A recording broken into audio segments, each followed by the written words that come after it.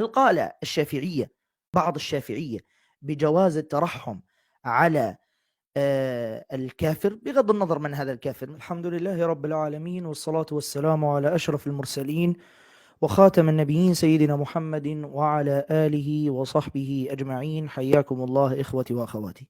فيديو اليوم مهم جدا عن مسألة تمييع العقيدة لمجاملة الناس ولأهواء الناس. والله أقولها، الناس لا يمكن أن يجمعوا على أن يرضوا عنك، لا يمكن، سواء قلت بجواز الترحم على الكافر ولا بعدم جواز الترحم على الكافر. في كلا الحالتين ستجد الناس ضدك. فلذلك قل ما يرضي الله سبحانه وتعالى، واتقوا الله يا من ترتدون العمائم زورا وبهتانا. الذي أريد أن أقوله اليوم، أولا أنا لما تكلمت عن الصحفية شيرين أبو عاقلة، أسأل الله سبحانه وتعالى أن يصبر أهلها، وإنا لله وإنا إليه راجعون. وحقيقة ما حدث لها قلتها وأكررها، جريمة يجب تسليط الضوء عليها، ويجب أن نفضح هذا الكيان المحتل، ويجب أن ندين هذا الأمر بكل ما أوتينا من قوة. ولا ينبغي أبدا السكوت على هذا، سواء التي قتلت هذه الصحفية المغدورة أو غيرها. لا بد أن نقف وقفة واحدة. لكن مسائل العقيدة لا مجاملة فيها، لا مجاملة فيها، لا مجاملة فيها. وإنني أحذر من هنا على المسلمين أن يتقوا الله سبحانه وتعالى. والله إنكم لا تعاندون المشايخ والدعاة الذين قالوا بذلك، وهم ما قالوا إلا ما قاله الله سبحانه وتعالى وقاله الرسول صلى الله عليه وسلم. لا تعاندوهم، أنتم في الحقيقة تعاندون كلام الله سبحانه وتعالى وتعاندون كلام الرسول صلى الله عليه وسلم. بلاش تمييع الفرق بين الرحمة والمغفرة، وهذا الكلام الفارغ، هذا كله كلام فارغ. وإن شاء الله سأخصص فيديو عن هذه المسألة.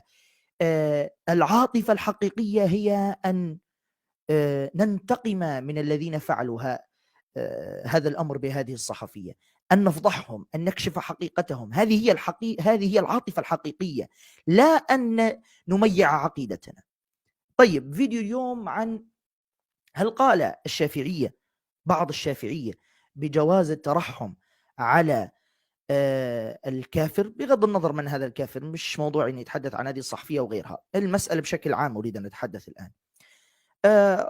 أرسل لي أحد الإخوة مقالا، واحد كاتبه مش معروف من هذا الواحد الحقيقة، كاتب أن المسألة فيها خلاف بين العلماء، وأخبرني أن أحد المشاهير أيضا عمل فيديو عن هذا الموضوع، وقال أن بعض الشافعية في خلاف بينهم حول ذلك، ومنهم من أجاز الترحم على الكافر، والمسألة فيها بحبوحة وهذا الكلام كله. اطلعت على المقال، رأيت من التدليس ما لم أره من قبل، للأسف الشديد. قسما بالله رأيت تدليسا يا إخوة لم أتخيله ولم أتصوره أبدا، حتى لا نعطل الوقت. هذا صاحب المقال هذا أتى ببعض المصادر، منها كتاب تحفة المحتاج في شرح المنهاج لابن حجر الهيتمي، ونقل فيه كلاما يقول فيه: ويظهر خليني أعرض لكم على الشاشة الكلام. هذا هو المصدر، هذا هو الكلام، من هنا هو بدأ الاقتباس. قال: ويظهر حل الدعاء لهم بالمغفرة، لأنه من أحكام الآخرة بخلاف صورة الصلاة. تمام؟ قال لك ويظهر حل الدعاء لهم بالمغفرة، إذن الدعاء لمن؟ الدعاء للكفار بالمغفرة. طيب، ألم تقرأ من بداية الكلام من هنا؟ ألم تقرأ يا صاحب المقال ويا من نقلت هذا الكلام؟ ألم تقرأ من هنا؟ يلا نقرأ. يا ريت تتقوا الله ولا تدلسوا على الناس وتضلوهم، حرام عليكم، والله حرام عليكم. نقرأ الكلام من هنا. شوف: وعلى الكافر، شوف الكلام بسائر أنواعه لحرمة الدعاء له بالمغفرة. يعني نفس الكلام، يعني بينهم فقط 3 أسطر أو سطرين. يقول: وعلى الكافر بسائر أنواعه لحرمة الدعاء له بالمغفرة. قال تعالى: ولا تصلي على أحد منهم مات أبدا. تمام؟ طيب، على فكرة هذه فيها دليل على عدم جواز الدعاء. لماذا؟ لأن الصلاة فيها دعاء أصلا، صلاة الجنازة فيها دعاء، فحرمة الصلاة لأن فيها دعاء. وأصلا الصلاة في الحقيقة معنى الصلاة لغة الدعاء. عارفين هذا الكلام ولا لا؟ ابحثوا عن معنى صلاة لغة. الصلاة في اللغة معناها الدعاء. ولا تصلي على أحد منهم يعني لا تدعو لهم ولا تصلي عليه صلاة جنازة، إنما تعزي بكلام ليس فيه مغفرة ورحمة. يعني تقول: جبر الله مصيبتكم، أخلفكم الله خيرا منها، أسأل الله أن يلهمكم الصبر والسلوان، بجميع هذه الكلمات. إن لله وإنا إليه راجعون، البقاء لله، من هذه الكلمات يعني. طيب تعالوا نكمل قراءة الكلام حتى تشوفوا المفاجأة، من هم اللي يحل لهم الدعاء. شوفوا بس عشان تعرفوا التدليس. ثم يكمل يقول الآية: ومنهم أطفال الكفار فتحرم الصلاة عليهم وإن كانوا من أهل الجنة. يعني أطفال الكفار هم من أهل الجنة، لكن مع ذلك يقول هنا تحرم الصلاة عليهم. طيب ماشي، خلينا نكمل. سواء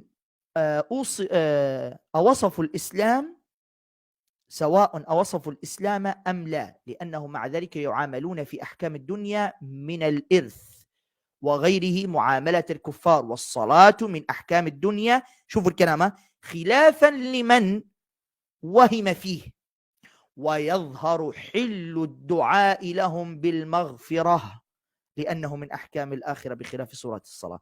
يعني من الذين يحل الدعاء لهم بالمغفرة؟ أطفال الكفار وليس كبارهم، لأن الأطفال غير مكلفين. أرأيتم التدليس إلى أين وصل؟ أرأيتم التمييع إلى أين وصل؟ تقطعون كلام الأئمة والفقهاء.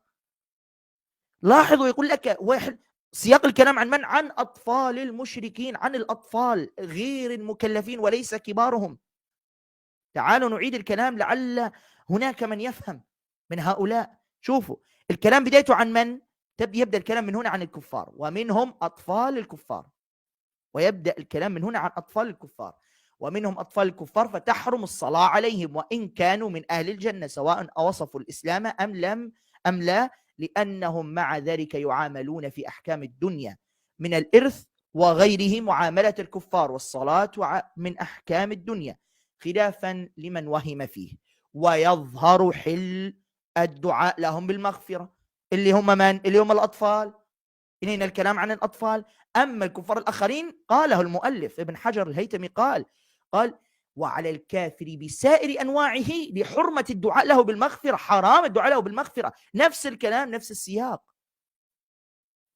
يعني عجيب هؤلاء. طيب، يعني توضيح أكثر أن الكلام هنا المقصود به الكفار، أطفال الكفار وليس الكفار كبار البالغين، يعني الذين وصلت لهم الرسالة وهكذا، إنما المقصود بهم أطفال الكفار. تعالوا نفتح مرجع آخر. هذا هو كتاب نهاية المحتاج إلى شرح المنهاج، وهو على فكرة صاحب المقال استدل بهذا الكلام، استدل بهذا الكتاب أيضا. شوفوا ماذا يقول للإمام شمس الدين الرملي. يقول من هنا: ويظهر حل الدعاء لهم، ماذا؟ أي أطفال الكفار بالمغفرة. هذا شافعي، والكتاب الذي قبله أيضا شافعي. شرح بعض الكتابين يشرحوا كلام بعضهم. قال لك أنه ويظهر حل الدعاء لهم من؟ أي أطفال الكفار، أي أطفال الكفار مش كبارهم. فكيف تسقطه على امرأة كبيرة ولا رجل كبير من الكفار وتقول يجوز الدعاء لهم بالمغفرة بحجة هذا الكلام، والكلام يتكلم عن أطفال الكفار، وتدلس وتقطع الكلام يا صاحب المقال ويا من نقل هذا الكلام من صاحب المقال. سبحان الله، سبحان الله على التدليس، سبحان الله، والله شيء عجيب. الأمر الآخر يا إخوة، مسألة الدعاء للكافر بالرحمة هذا حرام بالإجماع. حتى الشافعية نفسهم، أئمة السادة الشافعية نفسهم نقلوا الإجماع على حرمة الدعاء للكافر بالرحمة والمغفرة. تمام؟ طيب تعالوا أن نقرأ كلام الإمام النووي رحمه الله تعالى. هذا كلام الإمام النووي رحمه الله في كتاب المجموع الشرح المهذب. انظروا ماذا يقول. يقول والقاضي حسين وخلائق من الأصحاب أن الكافر إذا مات وتنازع في غسله أقاربه الكفار وأقاربه المسلمون فالكفار أحق، فإن لم يكن له قرابة من الكفار أو كانوا وتركوا حقهم من غسله جاز لقريبه المسلم ولغير قريبه من المسلمين غسله وتكفينه. وهذه من رحمة الإسلام أن يجوز تكفين الكافر وغسله عادي، لا بأس في ذلك. طيب، ثم يقول هنا وأما الصلاة على الكافر. هذا الإمام النووي الشافعي من أكبر أئمة الشافعية، ولا مش عاجبك يا صاحب المقال؟ لذلك لم تنقل كلامه، الله المستعان. يقول وأما الصلاة على الكافر والدعاء له بالمغفرة إيش؟ فحرام بنص القرآن والإجماع. بنص القرآن وماذا؟ والإجماع. انتهى الأمر. هذا دين الله سبحانه وتعالى. تريدون دينا على أهوائكم، ألفوا كتاب سموه دين الأهواء وروحوا اعتنقوه ولا دبروا حالكم. هذا دين الله سبحانه وتعالى لا تميع فيه. النصارى ما يجاملوش في عقيدتهم. أنا عرضت في الفيديو لما تكلمت عن هذه الصحفية المغدورة المظلومة المسكينة هذه، عملت فيديو كامل عن هذا الموضوع. عرضت في الفيديو كلام القس داود لمعي، قال ما يدخلش السماء يعني الجنة الذي لا يؤمن إن المسيح ابن الله ويمكث عليه غضب الله. هكذا قال بكل صراحة، بكل صراحة قالها، وأنا أحييه حقيقة أنه لم يميع عقيدته، مش زي اللي عندنا. البابا شنودة في تسجيل له، وسأخصص فيديو بإذن الله عن هذا الموضوع، في تسجيل له البابا شنودة بابا الكنيسة قال الكنيسة ما تصليش ولا تعمل قداس لشخص مش مسيحي. اختصار خلاص. الأب مكاري يونان نفس الأمر. هذا عند حتى الكنيسة عندهم هذا ما يجوزش الدعاء والرحمة لمن عمركم كم شهيد من شهداء فلسطين بإذن الله ماتوا؟ عمركم شفتوا كنيسة صلت عليهم؟ عمركم شفتوا محمد الدرة في سنة 2000 لما مات، لما استشهد بإذن الله، طلعت الكنيسة البابا شنودة طلع في ذلك الوقت مع أنه طفل، طلع في ذلك الوقت تكلم وقال نصلي عليه وندعو له بالرحمة وهذا الكلام كله. هل قال ذلك؟ لا. هذا التمييع والخنوع لا تجده للأسف الشديد إلا في أمتي، للأسف الشديد.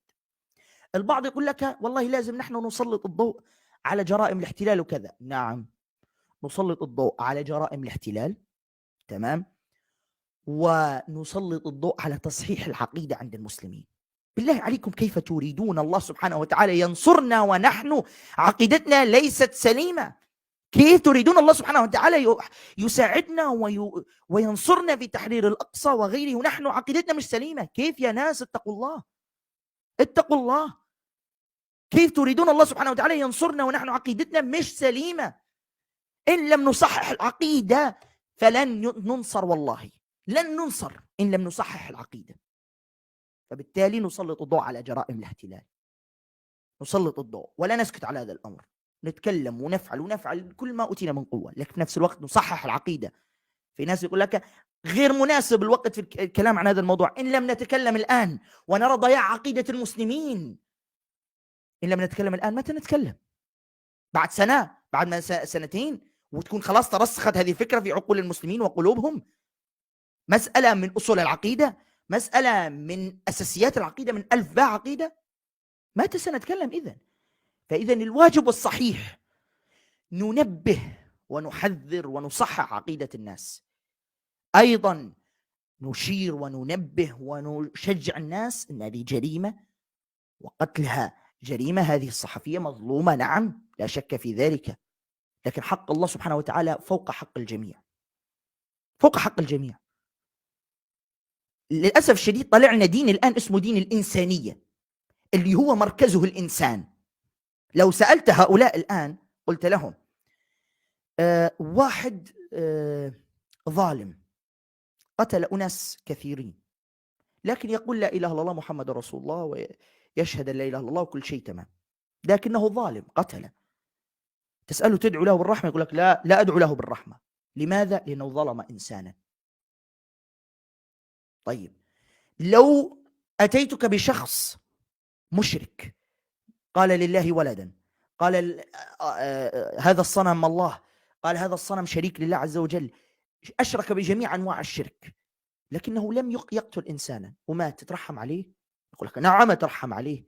إذا أنت عندك المركز الأساسي الإنسان، وهذا هو دين الإنسانوية، هذا اللي طلع لنا جديد. هذا عندك حق الله سبحانه وتعالى مش مهم، يشرك بالله عز وجل الشرك الذي قال عنه الله سبحانه وتعالى إن الله لا يغفر أن يشرك به ويغفر ما دون ذلك لمن يشاء. عندك حق الله سبحانه وتعالى شيء بسيط، شيء عادي مش مهم، أدعو له بالرحمة عادي.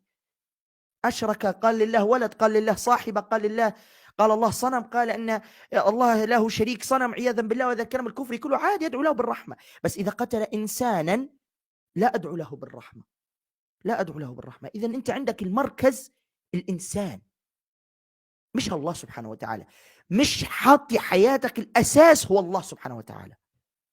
نعم الذي يقتل إنسانا هذا ظالم ومجرم، والذي يشرك بالله عز وجل أيضا ظالم وارتكب ذنبا أعظم من قتل الإنسان، لأن الشرك هو الذنب الذي لا يغفر الله سبحانه وتعالى. نحن بدأنا نحتاج إلى إعادة دروس في العقيدة. والله صدق من قال أصبح إقناع المسلم بسلامة العقيدة وبتصحيح العقيدة عنده أصعب من إقناع الكافر. والله للأسف بعض المسلمين أصبحوا هكذا للأسف الشديد، اللي هم مسلمين بالبطاقة بس مش عارفين أي شيء في عقيدتهم للأسف للأسف. ثم نقول لماذا لا ينصرنا الله سبحانه وتعالى؟ لماذا لا تتحرر بلادنا ونحن عقيدتنا وعندنا الإنسان أهم من الله، وتريدون الله سبحانه وتعالى ينصرنا؟ شيء والله يبكي القلب، شيء يحرق القلب فعلا. هذا ما أردت أن أقوله، والسلام عليكم ورحمة الله وبركاته.